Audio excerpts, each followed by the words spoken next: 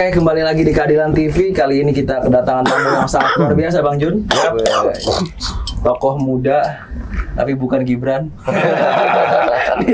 Dua-duanya muda nih. Ada Bang Riza dan ada Mas Ali. Jadi Bang Riza ini salah satu jubir dari Pak Prabowo barangkali ya di 2024. Terlebih mungkin akan mengincar posisi-posisi strategis. Yang kedua ada Mas Ali Rifan yang selalu update urusan politik di Republik Indonesia. Bahkan statement terakhir mengatakan bahwa Gibran ini nggak begitu kompetitif ketika dipasangkan dengan Pak Prabowo. Nanti lebih, kata Mas Ali nih ya. Kata Mas Ali. Nanti lebih lanjut kita bisa bincang-bincang. Gimana kabarnya? Baik, alhamdulillah. Sehat. Alhamdulillah. Jadi baju sudah sama putih nih. Cocok. Karena coklat. Iya. Terima agak mirip nih. Enggak jadian ini. Tinggal masuk ke Gerindra ya, Mas. Berarti kosmosnya nyambung nih. Kita ke Bang Riza dulu nih Bang. Gimana nih Bang pandangannya Bang soal putusan MK kemarin Bang? Ya tentu kita sebagai warga negara harus menghormati semua konstitusi, menghormati semua lembaga tinggi yang ada yang dibentuk berdasarkan undang-undang termasuk Mahkamah Konstitusi. Bagi saya, kami Partai Gerindra dan Pak Prabowo selalu patuh dan taat pada hukum, pada aturan, pada regulasi yang ada sesuai dengan Undang-Undang Dasar 45, sesuai dengan perundang-undangan peraturan yang berlaku. Jadi saya kira apapun keputusannya yang diputuskan oleh Mahkamah Konstitusi, kita patuh dan taat, gitu ya. Apakah putusannya seperti kemarin usulan usia 35 ditolak atau diterima, ya kita patuh dan taat ya. Karena keputusan Mahkamah Konstitusi itu final and binding. Maupun kemarin keputusannya ada yang ditolak kan para pemohon, ada yang diterima sebagian. Termasuk yang diterima sebagian itu yang sedang atau pernah memberikan frasa baru menjabat sebagai kepala daerah ya. Saya kira itu satu keputusan yang ada berdasarkan pemikiran-pemikiran para ahli, pada hakim konstitusi yang memiliki kewenangan, memiliki profesionalisme dan integritas, dan harus menyampaikan apa adanya sesuai hati, pikiran, dan sikapnya.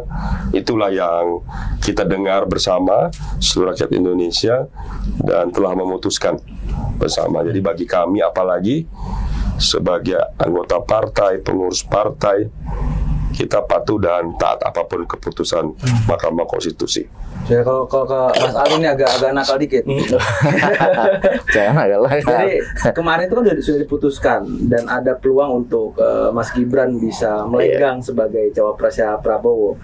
Keputusan ini meskipun Mas Riza tadi ya kita hargai apapun keputusan sebagainya, kira-kira ada bayang-bayang kekuasaan dalam konteks Pak Jokowi nggak? Sampai akhirnya diputuskan untuk anaknya dan sebagainya gitu. Ya, terima kasih. Gus Arif, kita manggilnya Gus. Cirebon. Jadi politik itu selalu dilihat dari dua sisi, panggung depan dan panggung belakang. Nah, saya melihat ada sisi-sisi panggung belakang yang menurut saya lebih otentik. Jadi politik selalu kita lihat dari sisi itu. Kalau di panggung depan pasti normatif. Putusan MK itu adalah konstitusi dan seterusnya. Tetapi kalau di panggung belakang, apakah keputusan MK ini murni? Karena kalaupun misalkan ada klausul penambahan atau 40 tahun atau sudah menjabat atau pernah menjadi kepala daerah, itu harusnya berlaku pemilu berikutnya. Tapi ini kan berlaku saat ini. Itu yang saya maksud, barangkali ada juga variabel politik masuk di dalamnya. Meskipun terasa tapi susah dibuktikan, kira-kira begitu. Kayak kentut ya, Bang. Itu pertama. Yang kedua, ini menarik karena kalau saya sebenarnya ngelihatnya ini menarik dari sisi apa? Dari sisi memberikan ruang anak muda masuk dalam gelanggang politik. Anak muda hari ini artinya tidak hanya menjadi objek politik, tapi sudah bisa menjadi subjek politik. Dan ini posisi sangat strategis loh, capres atau cawapres. Dan ini sesuai dengan demografi kita sebenarnya, karena kan demografi kita itu didominasi oleh dua generasi, Gen Z dan Gen milenial. Itu kalau di total itu kan 50% ke atas. Jadi paling tidak ini memberikan angin segar kepada semua generasi muda untuk bisa terlibat dalam politik. Karena kan memang per hari ini, bukan per hari ini ya, kalau kita perhatikan 5 tahun belakangan itu ada gelombang kepemimpinan muda, Bang. Jadi di beberapa negara itu terjadi beberapa menteri, perdana menteri, kemudian ada juga yang presiden itu di usia muda. Katakan di Uni Emirat Arab misalkan ada menteri yang dilantik di usia 25 tahun. Termasuk menteri olahraga Malaysia juga sama. Kita juga ada menteri usia 33 tahun. Dito dari Golkar. Termasuk di Kanada ada juga perdana menteri di usia 39 tahun pasti lantik. Jadi gelombang kepemimpinan muda ini di politik maupun di bidang bisnis, banyak startup juga dipimpin oleh anak-anak muda. Ini memberikan angin segar karena demografi kita memang jumlah anak muda Gen Z ini memang sangat banyak. Paling tidak di situ saja nilai positifnya. Tapi ini karena anak presiden ini yang jadi catatan begitu. Jadi pesan di publik ini Presiden Jokowi kalau memasakkan anak sebagai cawapres itu kemajuan. Kalau bahasa orang Jawa itu ngono yang ngono tapi aja ngono katanya begitu. Iya. Tapi di Gerindra sendiri dengan adanya MK hari ini mengabulkan gugatan sebagainya, Bang. Berarti terbuka lebar untuk Mas Gibran. Iya kan memang ada beberapa nama ya yang diusulkan ya. Sebelumnya Golkar mengusulkan Pak Erlangga Hartarto, PAN mengusulkan Pak Erick Thohir, bahkan ditambah dengan Pak Effendi Muhajir Effendi, kemudian juga PBB mengusulkan Prof Yusril, ditambah Mas Gibran. Di luar nama itu ada yang mengusulkan Mbak Hovifah, Pak Mahfud MD, bahkan Mbak Yeni, Pak Ridwan Kamil. Jadi semua nama-nama itu masuk, tidak hanya diusulkan oleh partai koalisi Indonesia Maju, tapi juga tokoh-tokoh, organisasi, bahkan orang per orang. Bagi partai Gerindra, bagi Bapak Prabowo dan partai koalisi, ya semua silakan saja. Namanya orang memberikan usul, masukan kan baik. Ya. Nah, yang penting nanti keputusan ada pada Bapak Prabowo sebagai capres ketua umum DPP bersama partai pimpinan koalisi Indonesia Maju. Jadi semua diputuskan bersama. Bapak Prabowo tidak pernah memutuskan segalanya itu sendiri. Selalu didiskusikan, selalu dibahas di internal kami juga. Seperti di malam kami diundang anggota Dewan Pembina, Dewan Penasehat, diskusi flashback selama perjalanan partai 15 tahun. Terus bagaimana ke depan kita menyikapi semua progres perkembangan politik dan perjuangan partai Gerindra, itu selalu diskusikan. Tidak ada keputusan yang diputuskan sendiri oleh beliau. Beliau orang yang sangat baik, sangat demokratis dan sangat bijaksana ya. Sekalipun beliau berlatar tentara, justru karena berlatar tentara beliau biasa dengan regulasi, biasa dengan hukum, biasa dengan aturan, biasa dengan disiplin dan tertib. Tertib hukum, tertib aturan. Jadi itu justru mengantarkan beliau menjadi orang yang baik dan bijaksana dan demokratis ya. Jadi bagi kami sejak putusan MK, tentu sejak kemarin peluang Gibran berarti sama seperti calon-calon yang lain. Kalau calon-calon lain kan tidak ada hambatan usia atau hambatan lainnya. Seperti Pak Erlangga, Mas Erik dan semuanya kan tidak ada hambatan. Gibran sebelumnya kan masih batas usia, ada batas usia. Nah, sejak putusan kemarin MK memutuskan yang sedang dan pernah menjabat kepala daerah dimungkinkan, dibolehkan untuk diusulkan menjadi capres maupun cawapres. Saya kira ini satu progres yang luar biasa yang kita harus sikapi secara baik dan bijak. Tapi kayaknya yang lain-lain yang disebut nama Bang Riza tadi itu menurut banyak netizen itu hanya figuran, Bang. Kayak Pak Erick Thohir, Bu Hovifah dan sebagainya. Bahkan misalkan pasca putusan MK, Pak Sekjen Gerindra ngomong bahwa ya kita setelah itu kita langsung telepon Mas Gibran. Kayak terbuka, ya udah yang lain ya hanya figuran-figuran saja gitu. Ya enggak, justru sudah mengerucut rapat terakhir koalisi dan sudah mengerucut dari sekian nama menjadi 4 ya. 1 dari Jawa Barat, 1 Jawa Tengah, 1 Jawa Timur dan 1 di luar Jawa. Nah, sudah 4 dari sekian banyak nama. Sebelumnya kan banyak nama. Nama Mbak Yeni juga masuk, semua banyak nama ya. Pak RK, jadi sekarang tinggal 4. Nah, insya Allah dalam beberapa hari ke depan akan adakan lagi rapat ya, koalisi, pimpinan koalisi maju dan akan segera dibahas ya. Ada beberapa hal tentu sebagaimana disyaratkan oleh KPU, yaitu memutuskan nanti siapa cawapresnya, kemudian siapa tim TKN, tim kampanye nasional, kemudian juga segera memutuskan visi, misi, dan program. Tentu kami sudah siap ya. Tentu nanti perlu juga didiskusikan bersama dengan calon presiden akan mendampingi Bapak Prabowo. Kalau Mas Ali melihat, Gerindra dengan seandainya lah nih, Bang, seandainya bergabung sama Gibran itu menaikkan elektabilitas nggak itu? Atau dari 4 tadi lah. Terawangan biasanya terawangan pengamat tuh luar biasa. Jadi barangkali gini, kalau survei sebelum ada keputusan MK ini, memang posisi Gibran, kalau misalkan gini, ada simulasi, ini data kami harus survei Indonesia dan saya juga cek data-data lain. Itu misalkan Pak Prabowo disandingkan dengan Gibran, disandingkan dengan Erik misalnya, itu lebih tinggi disandingkan dengan Erik, bahkan Khofifah. Nah, tetapi saya belum tahu karena posisi keputusan MK ini juga mempengaruhi persepsi publik. Sebelumnya publik menganggap posisi usia ini kan jadi hambatan. Karena publik selalu menangkap asosiasi yang masuk dalam sebuah tokoh. Kalau tokoh itu terasosiasi kuat sebagai cawapres Prabowo misalnya, barangkali bisa naik. Tetapi begini, catatan saya soal Gibran ini dibandingkan dengan tokoh-tokoh senior lain, itu soal variabel sosiologisnya. Jadi saya termasuk orang yang meyakini tokoh yang akan didukung oleh masyarakat banyak dan itu nanti eksponensial kenaikannya. Artinya ketika dimasukkan sebagai cawapres itu memberikan insentif elektoral yang cukup dominan, itu bisa tokoh-tokoh yang punya variabel sosiologis. Makanya saya dalam konteks Pilpres selalu menempatkan posisi NU sebagai kunci. Meskipun kebawahnya ada di mana gitu. Karena Pak, tokoh NU itu ada variabel sosiologisnya. Jadi kalau istilah bahasa santri itu sami'na wa ta'na. Jadi mereka ikut kiai. Hidup mati ikut kiai, kira-kira begitu. Nah, saya belum melihat variabel sosiologis seorang Gibran.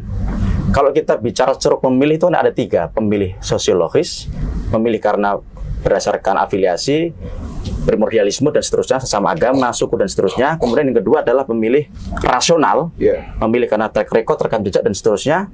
Yang ketiga adalah pemilih psikologis. Nah, di ceruk mana Gibran akan mengambil pemilih? Nah, kalau di ceruk sosiologi sebenarnya posisi Pak Prabowo itu paling bagus berpasangan dengan Khofifah. Kalau kita mengambil sosiologis, karena kalau pemilih sosiologis ditanya hari ini milih pasangan A, itu kalau ditanya Anda akan berubah apa tidak, kecenderungan berubahnya kecil. Tapi kalau pemilih rasional sekarang ditanya milih capres A, ditanya ini akan berubah apa tidak, mungkin bisa berubah tergantung informasi yang berkembang. Gibran itu memang punya ceruk pemilih, tapi rata-rata pemilihnya adalah pemilih rasional. Kalau kita bisa buat klaster ya Gen Z sama Gen milenial. Tapi pemilih rasional itu tidak automatically dia. Makanya saya pernah berkomentar di CNN, tidak automatically begitu Gibran didapuk menjadi cawapres Prabowo, langsung ada limpahan elektoral secara signifikan atau tak terbendung. Butuh dibangun asosiasi termasuk kerja-kerja politik. Sebenarnya kuncinya bukan di Gibrannya. Karena ini dari 3 ceruk pemilih, kalau pemilih rasional itu pasti memilih karena rekam jejak. Gibran dibanding Khofifah, jelas Khofifah punya rekam jejak lebih bagus. Pemilih sosiologisnya nggak dapat, karena nggak ada irisan sosiologisnya. Nah, pemilih psikologis mungkin ada di kelompok muda, sesama muda. Nah, tetapi kalau pendukung Jokowi yang 80% ini ratingnya mampu dikonversi ke Gibran, itu sebenarnya pendukungnya suara-suara Gibran akan naik, ya, suara Prabowo akan naik berpasang dengan Gibran itu ketika para pendukung Pak Jokowi mampu dikonversi ke dalam posisi Gibran, terasosiasi nanti kuat. Tapi pertanyaan apakah Pak Presiden, ya, Pak Jokowi akan memberikan dukungan langsung? Iya. Belum tentu. Dugaan saya seorang presiden pasti kode-kode saja nanti. Iya. Akan mengambil jalan tengah. Nah, itu satu. Yang kedua begini, kan dari 80% approval rating ke presiden itu tingkat kepuasannya kepuasan tinggi, itu kalau dicek lagi Bang, datanya Bang, sekitar 18% yang nanti akan ngikut preferensi Presiden Jokowi. 80%. Jadi sebenarnya sekitar 18%-an itu suaranya nanti. Bukan 80 yang tadi. Bukan, itu kan yang puas dengan kinerja. Tapi yang melu Jokowi, ngikuti Jokowi, ngikut perintah Pak Lurah kira-kira begitu.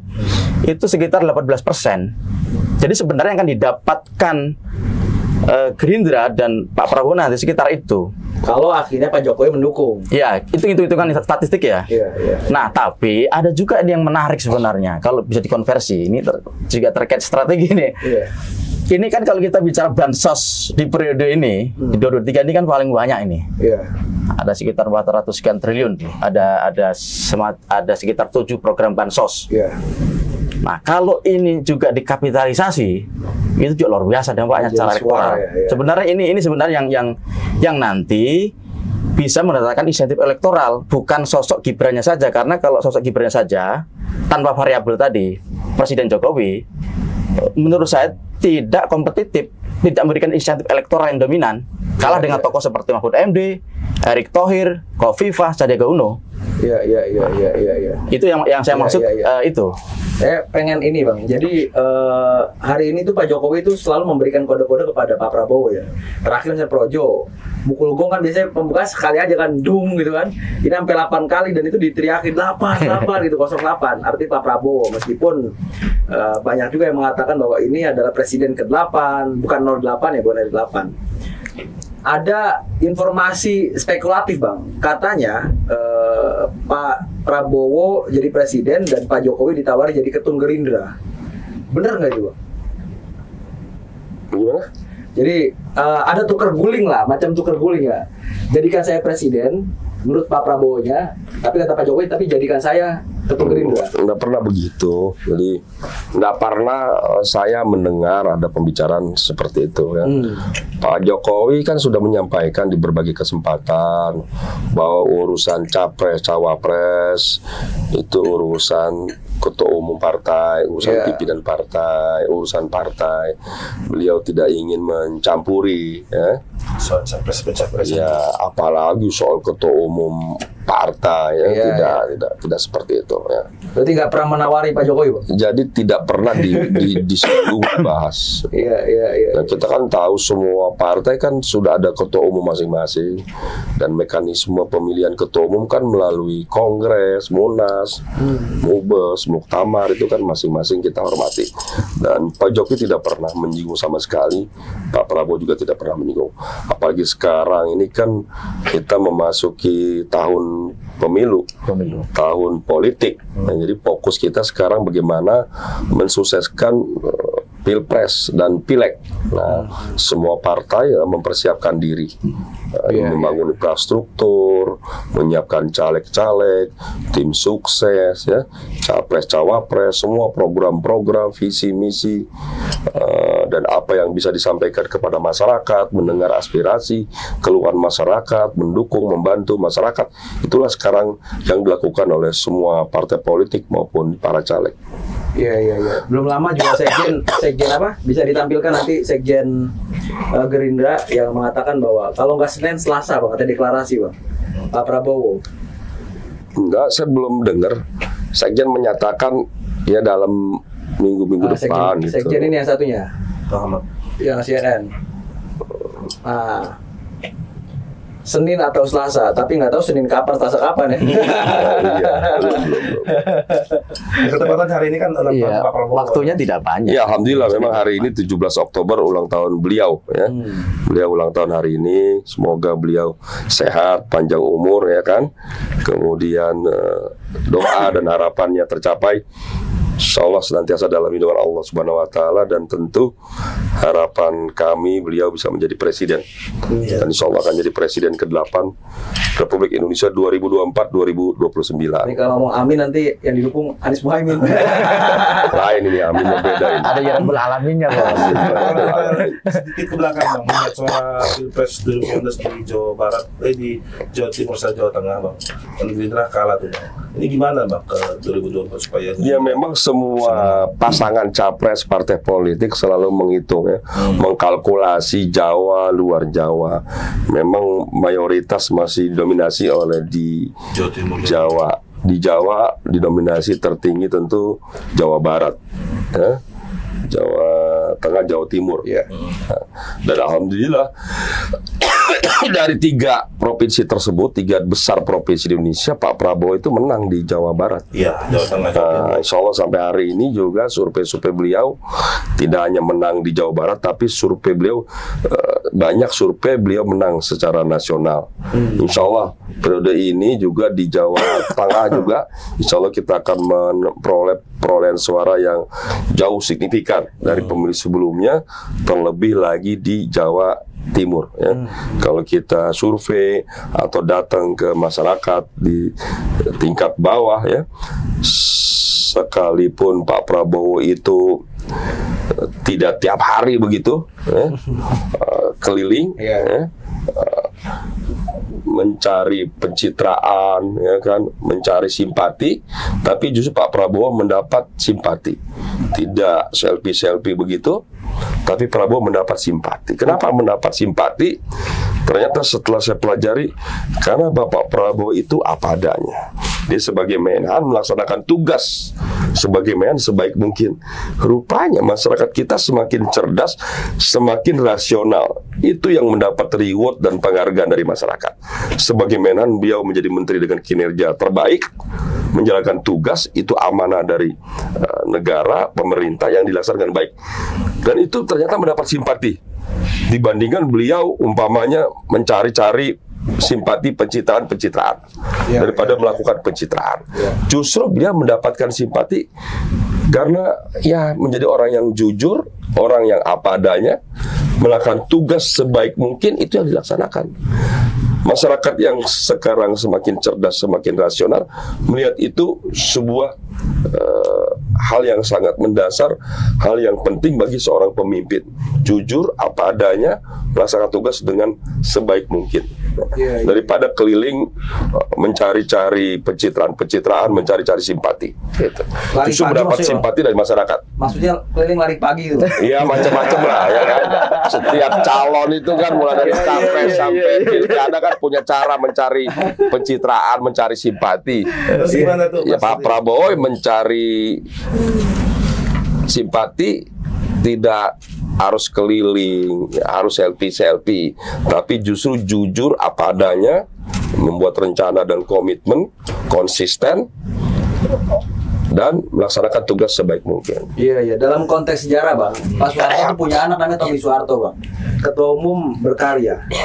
32 tahun menjabat, Pak Soeharto juga tidak akhirnya memberikan efek yang sama terhadap anaknya. Kemana partai berkarya gitu? Apa jangan-jangan ini juga akan dialami oleh Pak Jokowi? Iya, ini kan ada namanya problem istilahnya split ticket voting.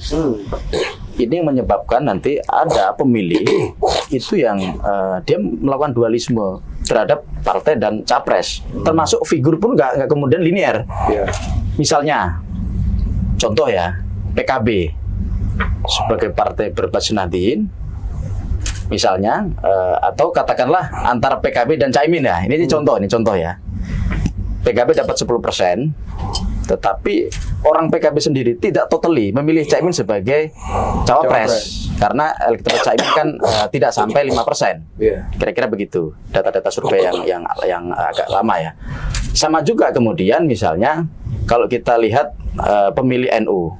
Pemilih NU sendiri yang sebenarnya PKB sebagai rahimnya adalah NU, kemudian PKB sebagai organisasi yang memang untuk mengurusi politik begitu.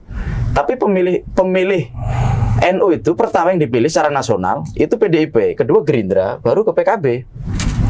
Nah, itu yang kedua. Yang ketiga, contoh split ticket voting ini juga terjadi di berbagai partai. Dalam teman-teman survei kami, kalau kita cross tabulasi, tidak juga 100% orang Gerindra itu memilih Prabowo. Ada juga beberapa pemilih Gerindra itu memilih capres lain meskipun tidak banyak. Sama juga yang terjadi di PDIP, sama juga terjadi di Nasdem yang mengusung Anies Baswedan, sama juga terjadi di partai-partai lain. Nah, sekarang pertanyaannya, apakah kemudian para pendukung Pak Jokowi ini, Pak Presiden ini, suaranya otomatis lari ke Gibran? Ini juga satu hal yang harus didiskusikan. Termasuk ini nanti bagian dari strateginya Gerindra gitu. Gimana cara mengkonversi pendukung Pak Jokowi ini lari ke pasangan Prabowo Gibran kalau nanti jadi deklarasi ya kan gitu. Ini kan kita kan nggak tahu ke depan seperti apa kan, biasanya banyak kejutan soalnya. Nah, itu yang kedua. Yang ketiga begini, ada juga misalkan variabel komplementer dari sisi geografinya. Kan 3 Jawa ini kan saya kan yakin 3 Jawa ini adalah kunci karena menang di 3 Jawa ini tidak sebanyak-banyak 40 itu sudah bisa menang secara nasional kalau 3 paslon. Nah, kan 3 Jawa ini yang 2 sudah ada dua pemegang saham premium. Jawa Barat pemegang saham premiumnya adalah Pak Prabowo. Jawa Tengah adalah Pak Ganjar. Nah, sekarang sebenarnya Jawa Timur yang tidak punya saham premium karena 3 capres yang ada menurut teman-teman survei itu tidak ada yang paling dominan. Ini provinsi kedua setelah Jawa Barat dengan lumbung suara terbanyak kedua setelah Jawa Barat, tapi belum ada yang punya saham premiumnya gitu. Nah, kalau misalnya nih berandai-andai juga kan, politik kan selalu berandai-andai. Kalau misalkan Gibran sebagai capres Pak Prabowo, Gibran ini kan tidak memberikan komplementer secara geografi. Mungkin demografi iya, karena kan pemilih muda banyak. Tapi geografi itu kan tidak, karena Gibran orang Jawa Tengah. Nah, bagaimana kemudian strategi pasangan Prabowo Gibran untuk Jawa Timur gitu loh? Iya. Kalau misalkan tidak mencangkokkan tokoh NU di sana, makanya kalau saya diminta kasih ini rekomendasi, kalau calon Gibran harus ada tokoh NU jadi ketua pemenangan. Karena Jawa Timur juga bisa dipegang. Karena kalau kita track ke belakang, kekalahan Pak Prabowo itu 2 kali, itu kan persoalan Jawa Timur. Makanya ini juga harus hati-hati. Saya mengatakan ini kan untuk hati-hatian juga di Pak Prabowo-nya. Jadi tidak automatically kemudian ketika Gibran ditarik sebagai cawapres, itu terus elektabilitas naik. Jangan-jangan nanti ada beban elektoral. Yang saya maksud beban elektoral itu adalah ketika nanti sentimen negatif dilarikan ke Pak Prabowo atau ke pasangan ini sentimen negatif ini kan sudah mulai muncul ini. Soal politik dinasti, soal pengkhianat dan seterusnya. Kalau ini diintrodusir, ini diangkat ke permukaan dan kemudian mendapatkan gelombang di civil society, ini kan berbahaya. Jadi bukan insentif elektoral yang didapat, tapi disinsentif elektoral. Nah, ini makanya harus hati-hati. Karena politik kan soal proses publik. Siapa yang mampu memenangkan proses publik, dia pemenangnya. Makanya kalau saya ditanya tidak automatically, tetapi kalau bisa mengelola itu semua, ya secara struktur, infrastruktur, secara ilmu bumi lah. Ya memang komposisi Pak Prabowo dengan Gibran itu relatively sangat kompetitif. Kalau semua bisa diatasi yang saya sampaikan tadi ya. Jangan sampai kehadiran Gibran memberikan beban elektoral. Atau beban-beban sejarah, beban masa lalu. Ini kan di timnya Pak Prabowo kan sudah ada calon presiden Pak Prabowo, sudah ada mantan presiden Pak SBY, ditambah presiden katakan ya Pak Jokowi. Ini kan menjadi kekuatan yang luar biasa, Bang Riza. Apa enggak ewo ke PDIP-nya, Bang Riza? Ya, alhamdulillah kan Pak Prabowo mendapat dukungan yang luar biasa. Ada 4 partai parlemen, Gerindra, Golkar, Demokrat, dan PAN. Ada 4 partai non parlemen, PBB, Garuda, Gelora, dan Prima. Mudah-mudahan PSI bisa gabung. Anak presiden lagi. Itu harapan kita, karena memang Gerindra dengan PSI punya banyak kesamaan dan kecocokan ya. Sama-sama punya komitmen yang sama tentang kebinekaan, keindonesiaan, mementingkan keadilan dan kesejahteraan rakyat, dan juga sama-sama partai yang memberi kesempatan yang luas bagi generasi muda, generasi milenial, generasi Z ya. Yeah. Nah itu juga yang kesamaan. Alhamdulillah juga PSI sudah ketemu, berkunjung, kami juga sudah berkunjung. Pak Prabowo langsung memimpin kami datang ke PSI. Ya mudah-mudahan ke depan akan baik. Yang kita hormati PSI, Mas Kaisang sedang keliling daerah menyerap aspirasi PSI di daerah untuk menentukan pilihan dukungan capres dan cawapres ya. Jadi saya kira ya kita tunggu saja. Mas Gibran sekarang memang punya kesempatan peluang yang sama ya. Tapi Mas Gibran itu kemarin kan ada masalah umur, sekarang sudah selesai. Yeah. Tapi Mas Gibran kan kita harus hormati, beliau kan kader partai PDIP. Ini juga harus diselesaikan secara baik-baik bagaimana menyikapinya. Kita tunggu, ini hak dan kewenangan Mas Gibran. Yang ketiga, tentu Mas Gibran juga harus mendapatkan dukungan dan kesepakatan yang penuh dari Koalisi Indonesia Maju. Nah, sekarang kan posisinya sama, ya kan? Sama dengan partai, sama dengan capres yang lain. Bahkan Mas Gibran agak berbeda, masih ada sedikit kendala di partainya. Kalau Golkar kan nggak ada masalah. Iya, Pak Erlangga. Erlangga, Erik nggak ada masalah, Pak Yusril nggak ada masalah. Nah, Mas Gibran ini kan ada 3. Tadi saya bilang, 1 masalah MK baru selesai tuntas. Sekarang bagaimana dengan PDIP, kita hormati, kita tunggu keputusan Mas Gibran dengan PDIP. Dan yang ketiga, tentu sekarang tinggal bagaimana teman-teman koalisi ya. Teman-teman koalisi menyikapi ini untuk bisa disepakati bersama. Tapi kalau ada bocoran terakhir Bang, kira-kira siapa yang paling kuat Bang? Ya tentu tidak baik kalau saya, mungkin Mas Ali yang lebih bijak ya. Karena kan saya ketua DPD Gerindra DKI Jakarta ya kan. Sekarang saya caleg nih. Caleg dari Dapil 3 Jakarta Barat Utara Pulau Seribu, nomor urut 1. Bismillah ya kan. Dapat tugas saya dulu DPR RI 2 periode dari Cianjur, Bogor, Jabar 3, sekarang ke DKI 3, sama-sama Dapil 3 nih. Jawa Barat, sekarang DKI. Mudah-mudahan terpilih nih dukungan teman-teman. Kemarin 2019 kalah betul Mas. Bang, Prabowo kalah di Jakarta. Iya, waktu 2019 memang kalah tipis sama Pak Jokowi. Tapi insya Allah kali ini menang. Ketua DPD. Mudah-mudahan masyarakat sekarang yang semakin baik, semakin bijak, semakin demokratis, dan semakin cerdas, semakin rasional, bisa benar-benar memahami, mengerti siapa sebetulnya capres terbaik yang bisa dipilih, yang bisa membawa Indonesia yang besar ini, yang sangat beragam, yang sangat heterogen. Terakhir Mas Ali, kira-kira dari 4 calon, dari 4 Mas Ali ini. Jadi begini, kalau menentukan cawapres itu ada banyak variabel. Kalau pasti Pak Prabowo buat matrik itu. Pak Prabowo, kemudian juga sekarang yang belum ada pasangan kan Pak Prabowo sama Mas Ganjar atau Bu Mega lah kira-kira gitu.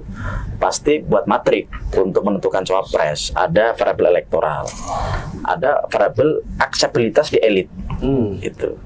Dan ada variabel titik temu.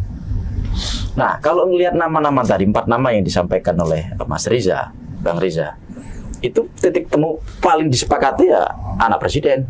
Gibran Raka Buming Raka. Karena kalau selain Gibran, ini misalkan Erik diambil, nanti Erlangga atau misalkan AHY agak gimana kan gitu. Kemudian kalau diambil Erlangga juga. Mas AHY ngusulin Khofifa. Semua tuh nama-nama itu bagus. Nah, titik temunya sebenarnya tokoh-tokoh yang menurut saya bisa diterima semuanya.